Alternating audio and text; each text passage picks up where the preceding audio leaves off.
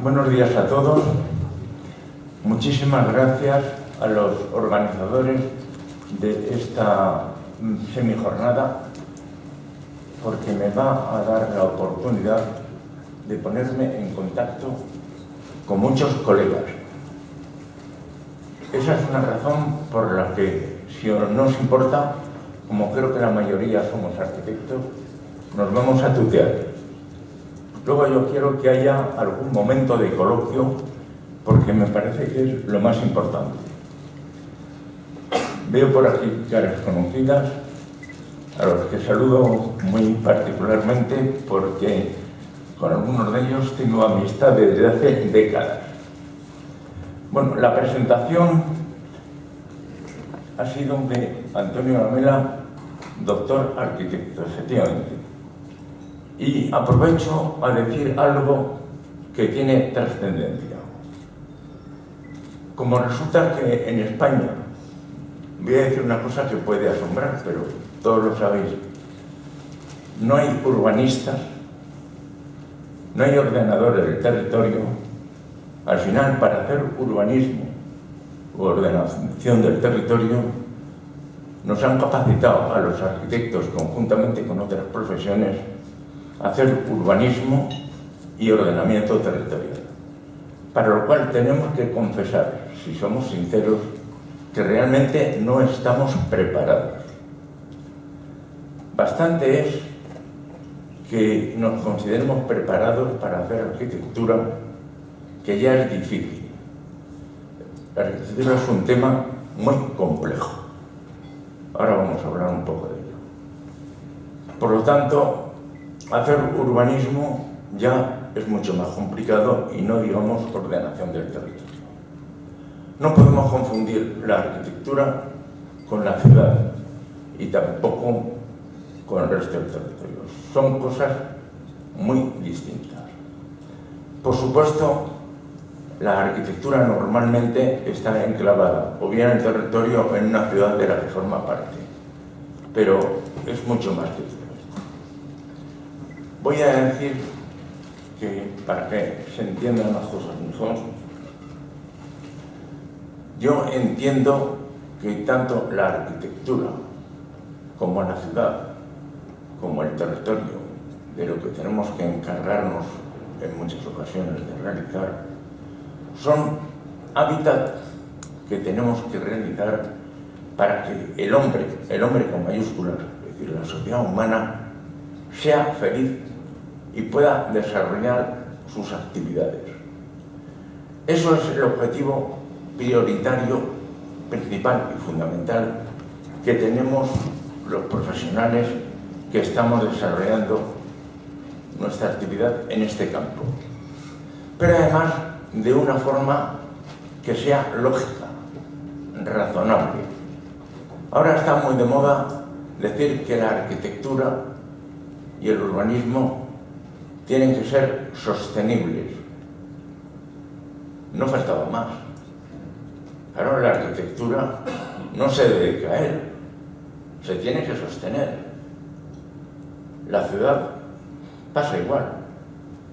No obstante, ha habido edificios que se han caído, incluso en barrios de algunas ciudades que se han caído, y estoy hablando de cosas bastante recientes. Pero es que además la arquitectura lo que sí tiene que ser es sustentable, que es otra cosa distinta. Yo soy una persona que está obsesionada con el uso del idioma. El idioma tiene que tener una aplicación precisa para entendernos cuando nos comunicamos entre nosotros mismos. Para no tener que preguntar luego, oiga, usted cuando dice esto, ¿qué está queriendo decir? ¿Esto o esto otro? No. Tenemos que ser eficientes en ese sentido. Y, por lo tanto, la sustentabilidad es algo distinto de la sostenibilidad. Y, además de todo eso, la arquitectura tiene que ser mantenible, tiene que ser económicamente rentable y tiene que reunir otras circunstancias de las cuales normalmente nos olvidamos. Quiero añadir una cosa, que mi deseo, y así he pedido permiso a los organizadores, es que luego establezcamos en determinado momento un cierto coloquio, porque yo creo que el exponer ideas porque sí, sin que haya posibilidad de intervenciones y discutirlas, yo creo que no es razonable. Por otro lado, sí he pedido a los organizadores que seamos puntuales. Hay que tener mucho respeto al tiempo, el tiempo es oro y sobre todo el tiempo de los demás, para que la gente, una vez establecidas sus agendas, pueda respetarlas. Por lo tanto, yo quiero que esta primera sesión de apertura que me corresponde desarrollar sea terminada 2 minutos antes de las 9:30, para que a las 9:30 puedan estar ya sentados en la mesa los correspondientes interlocutores de la sesión siguiente.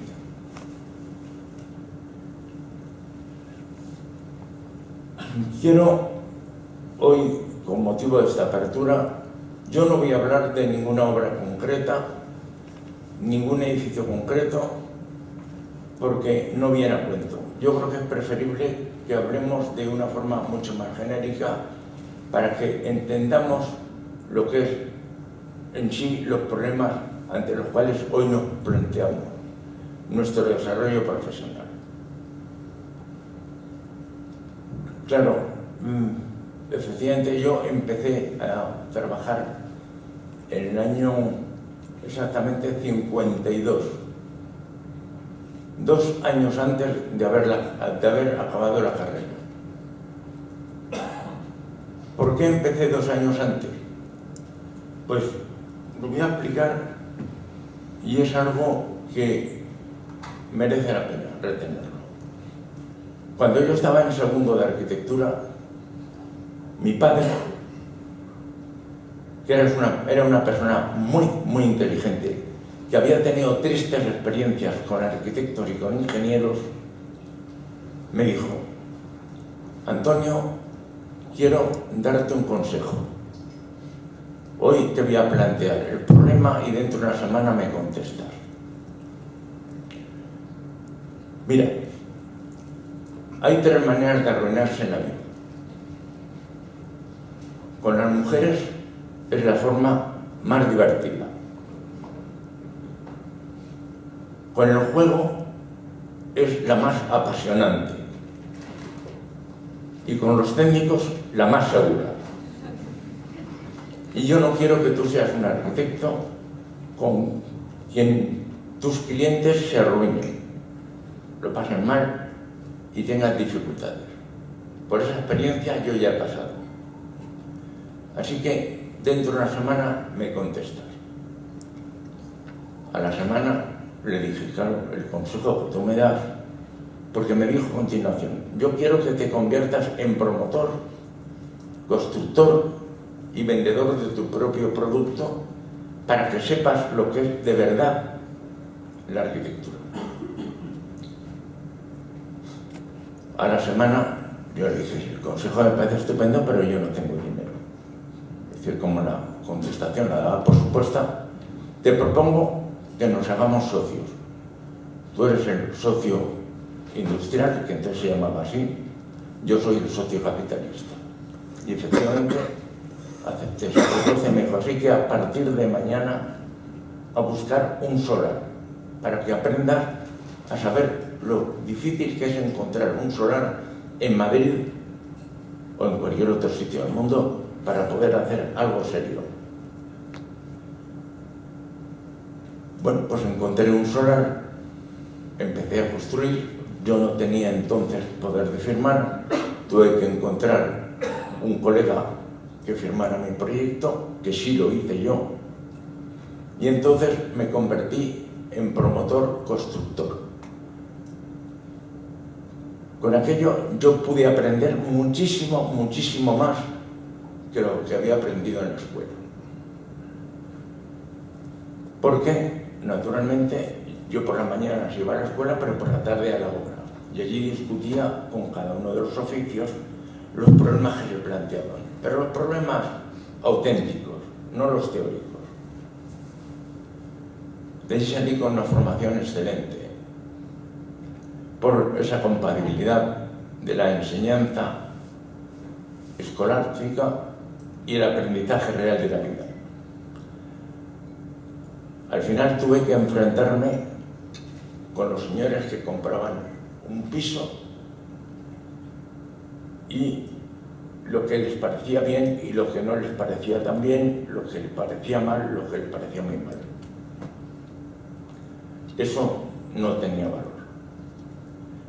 Además, yo me enfrenté, cosa curiosa, con la aparición de la modalidad de vender pisos, no vender edificios.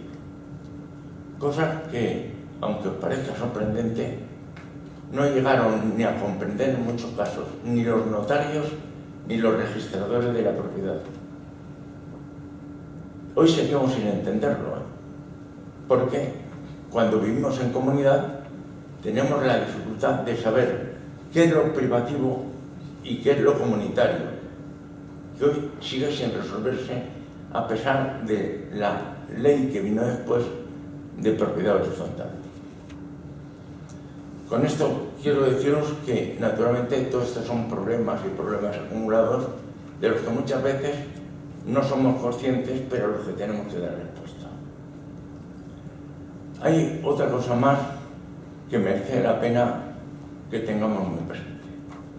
El mundo se ha empequeñecido de tal forma, de tal manera, que, aunque Madrid es muy grande, el mundo es un pañuelo. Nosotros en estos momentos, Estudio Almena, afortunadamente estamos trabajando en 4 continentes, sin darnos cuenta. Hemos pasado de tener todo el trabajo en España, ya en aquella época difícilmente se entendía tener trabajo fuera de la ciudad de residencia. Nosotros trabajábamos no solamente, entonces era yo. Cuando digo trabajábamos, en aquella época era Antonio Almena, arquitecto, pero trabajaba prácticamente no solamente en toda la península, sino en los archipiélagos, en Baleares y Canarias. Lo cual, además, fijaos, para que tengáis una referencia de distancia, en un principio, para ir a Baleares, los aviones no tenían autonomía suficiente, o si la tenían, por otras razones, hacían escala técnica en Valencia. Mientras que hoy no es así. Hoy nos cuesta el mismo tiempo prácticamente el ir a Varsovia que me costaba a mí en un principio el ir a Baleares. Entonces, ¿qué pasa? Que no solamente esas distancias relativamente, aparentemente físicas se han acortado, sino que ha cambiado el concepto de la vida en el mundo entero.